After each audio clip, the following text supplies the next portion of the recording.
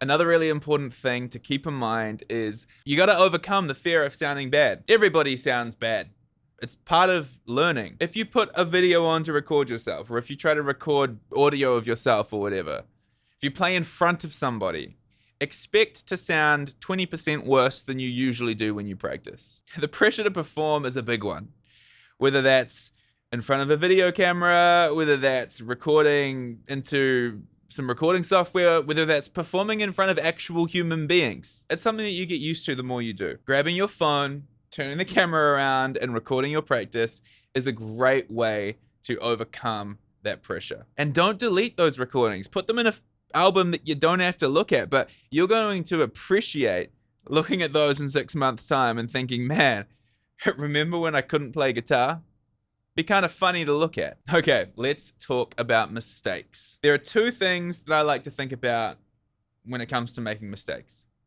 Firstly, the only time you can ever practice recovering from a mistake is when you genuinely make one. If you were trying to make a mistake so you could practice recovering from it, then it's not a mistake. Now, what usually happens when we make a mistake is we psych ourselves out. We're like, like our heart starts racing.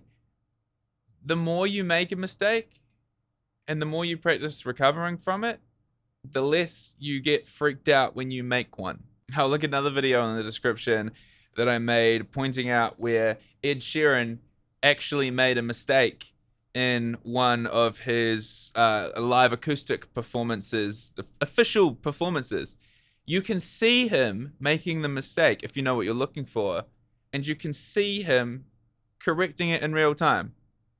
And unless you know what you're looking for, you would never have noticed. You can't hear the mistake. And this is what happens when you practice recovering from mistakes. They don't even faze you, and you're able to deal with them.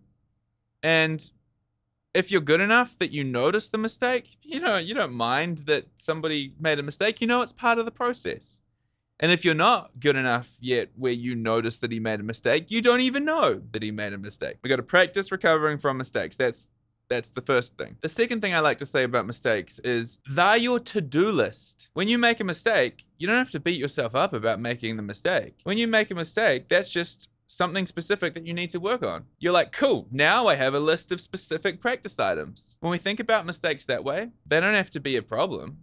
Like, obviously, we're not trying to make mistakes. We want to practice in such a way that we aim to not make mistakes.